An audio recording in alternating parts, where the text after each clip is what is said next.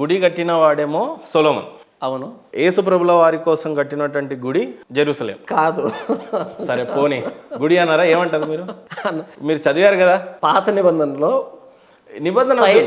నేను చెప్పేది వినండి. చెప్తాను. మళ్ళీ డైవర్ట్ అవ్వద్దు ప్లీజ్. నేనేమంటాను, అక్కడ కట్టినటువంటి ఏదైతే ఆలయం ఉందో అది కట్టినటువంటి సొలొమన్ అయితే ఆ తర్వాత భద్రశత్రువు ఎవరు? హేరోదు. హేరోదు ఎందుకు అసలు భద్రశత్రువు అయ్యాడు? ఆ స్టోరీ చెప్పండి. నా స్టోరీ హిస్టరీ చెప్తాను వినండి. ఓకే, ఎందుకు అంటే ఎప్పుడైతే హేరోదు పరిపాలిస్తున్నాడో ఆ పరిపాలనలో తూర్పు దేశం నుంచి కొంతమంది జ్ఞానులు వచ్చారు. బాబిలోన్ నుంచి కొంతమంది జ్ఞానులు వచ్చి యూదుల రాజుగా పుట్టిన వాడెక్కడా, మేము ఆయన నక్షత్రం చూసి వచ్చామని వచ్చారు. అప్పుడు యూదులను పరిపాలిస్తున్నది హేరోదు. ఎప్పుడైతే యూదుల రాజుగా పుట్టిన వాడెక్కడ, అప్పటికే హేరోదు తన కుమారులను చంపేశాడు. అంటే ఇక్కడ స్టోరీ ఇది ఫినిష్ కాలేదు, ఇంకా ఫినిష్ కాలేదు. అప్పటికి జెరూసలేం అనేది కట్టబడి ఉంది. ఆ తర్వాత మానవ రూపంలో వచ్చినటువంటి యేసుని వెతకడానికి హేరోదు మనుషులను పంపించాడు. జెరూసలేం ఎప్పుడో కట్టబడింది, దానికి దీనికి సంబంధం లేదు. యేసు ప్రభుల వారిని వెతికించింది ఎవరు? కింగ్ హేరోదు. హేరోదే కదా యేసు ప్రభు వారిని చంపేయమని చెప్పింది. చిన్నప్పుడు బాలుడు ఉన్నాడు, ఆయన దేవుడై కుమారుడు ఉన్నాడు, ఆయనను మనం చంపేయాలి అని చెప్పి వెతికించింది ఆయనే కదా. అవును అవును. మానవుడు దేవుడిని వెతికించాడు. అవును. అదే దేవుడు ఈ మానవుడి మీద కక్షపూరితంగా అస్సలు కాదు. చెప్పండి, మీరే చెప్పండి, పోనీ హిస్టరీ మీరే చెప్పండి. కక్షపూరితంగా ఏం చేయలేదే, అసలు కక్షపూరితంగా ఏం జరగలేదు. అసలు హేరోదుకి ప్రభు వారికి ఉన్న అనుబంధం చెప్పండి పోనీ. ఆ అనుబంధం కాదు, సంబంధం ఏంటంటే యూదుల రాజుగా పుట్టినవాడు అనగానే ఆయన కోపం వచ్చింది. అప్పటికే తన కుమారులను చంపేశాడు. యూదుల రాజుగా పుట్టింది యేసు ప్రభు. హేరోదు ఉన్నటువంటి ఆయన కూడా యూదుల రాజు అప్పటికి పరిపాలిస్తున్నాడు. అప్పటికే తనకు పోటీ వస్తారేమోనని ఆయనకు చాలా మంది భార్యలు ఉన్నారు. అంటే హేరోదుకు ఉన్న కోపం ఏంటంటే నాకంటే గొప్పవాడు ఒకడు పుట్టాడు, ఆయన నేను చంపాలి, నా సింహాసనానికి ఇబ్బంది ఏమో, ఆయనకు ఒక ఇన్ఫర్మేషన్ అందింది. అవును. అప్పటికే ఆయన కుమారులను చంపేశాడు ఆయన. ఏది ఆ భార్యలు ఏమైనా కుట్ర చేసి వారి కుమారులు సింహాసనం ఎక్కిస్తారేమో అని, కుమారులు ఉంటే నాకు థ్రెట్ అనే ఉద్దేశం, కుమారులే చంపినటువంటి కఠినాత్ముడు. అలాంటి సందర్భంలో యూదుల రాజుగా ఇంకొకటి పుట్టాడు అనగానే యేసు ప్రభు మీద కక్ష పెంచుకొని ఆయన లేకుండా చేయాలి, ఆ ఆలోచన కూడా లేకుండా చేయాలి, నేను తప్ప ఇంకో రాజు ఉండకూడదు అనేటువంటి దాంతో యేసు ప్రభుని చంపడానికి ప్రయత్నం చేశాడు. తర్వాత యేసు ప్రభు తల్లిదండ్రులకి దేవదూత ప్రత్యక్షంగా వారిని ఐగుప్తుకు నడిపించడం, వాళ్ళు అక్కడికి వెళ్ళడం, ఈలోపు హేరోదు చనిపోవడం, ఇదంతా జరిగింది. హేరోదు ఎలా చనిపోతాడు? ఆయన పాదంలో జబ్బు ఉంటే, అంటే ఆరోగ్యం బాగలేక ఆయన నడుస్తూ ఉండగానే ఆయన కాళ్ళలోంచి పురుగులు కింద పడేవంట. అంత భయంకరమైన స్థితికి వచ్చాడు. అప్పుడు కొడుకు అనుకుంటాను, ఆయన కొడుకు గట్టిగా తంతే, అంటే ఆ కోపంలో తంతే అలా కిందికి దొర్లుకుంటూ వచ్చి కింద పడి చచ్చిపోయాడు. అలా హేరోదు చనిపోయాడు. బైబిల్లోనే కొన్ని అద్భుతాలు జరిగినాయి. ఎర్ర సముద్రాన్ని 2 పాయలుగా చీల్చడం. అవును. కొంతమందిని కాపాడారు. ఎవరు? మన సైన్యములకు అధిపతి అయిన యెహోవా కాపాడాడు.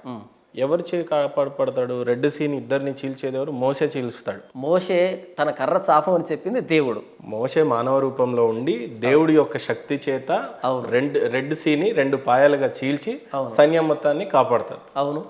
ఇది ఏ ఇయర్లో జరిగింది అనేది మనకు రాయబడలేదు, మనకు అవసరం లేదు. అది పురాణమో ఇతిహాసమో ఏదైనా హిస్టరీ రైట్.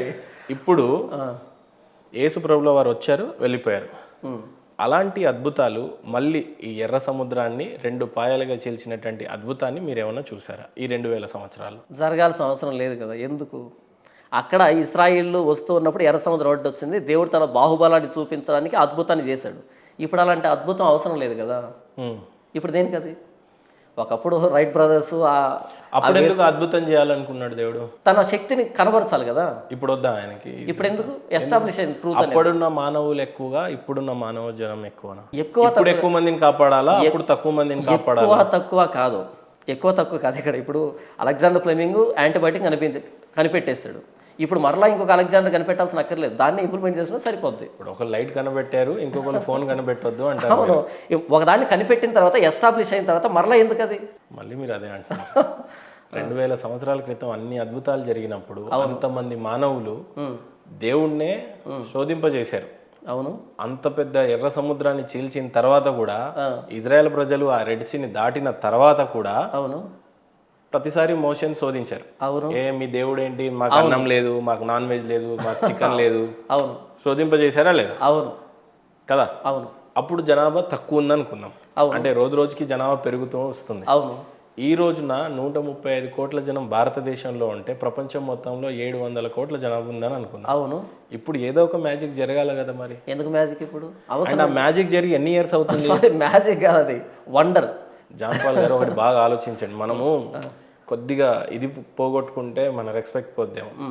రెడ్ సీని చీల్చినటువంటి మోషే, ఓకే, అలాంటి ప్రవక్తలు ఇప్పుడు లేరా? లేరు. ఇప్పుడు వచ్చినటువంటి జాన్ పాల్ దొంగ, బ్రదర్ సతీష్ దొంగ, విజయ్ రెడ్డి దొంగ, లేకపోతే ఈ సోకాల్డ్ ఫాదర్ పాస్టర్లు అంతా దొంగ, ఇదంతా అబద్ధం చెప్తాను అని చెప్పడానికి మరి ఎట్లా మరి అప్పుడు అట్లా? దాన్ని చెప్తాను. మోజెస్ ప్రాఫెట్, ప్రవక్త. Pastor John Paul pastor. నేను ప్రాఫెట్ని కాదు. తెలుగులో ఏమంటారు పాస్టర్ని? కాపరి, సంఘ అధ్యక్షుడు, సంఘ నాయకుడు. ప్రవక్త అని ఎవరిని అంటారు? ప్రవక్త అంటే దేవుడు ఆయనతో మాట్లాడతాడు, దేవుడు ఆయనతో మాట్లాడి ఆయన ద్వారా కొన్ని అద్భుతాలు చేస్తాడు. చర్చిలో ఫాదర్లు పాస్టర్లు ఏమంటారో తెలుసా? ఈ రాత్రి దేవుడు నాతో మాట్లాడాడు, ఫలానా దీపక్ నీ లైఫ్ మారబోతుంది, ఈ రోజు నువ్వు నడుస్తావు, నీకు గర్భం ధరిస్తుంది, నీ కళ్ళు తెరవబడతాయి, అవును, దేవుడు నాతో మాట్లాడాడు. అవును. ఏందన్నా ఇదంతా? నాకు 2 ఛానల్ ఉన్నాయన్న. Jesus Christ the only solution అనేది నా సండే ప్రసంగాలు పెట్టడానికి, వుల్వ్స్ ఇన్ షీప్స్ క్లోతింగ్ అనేది 2nd ఛానల్.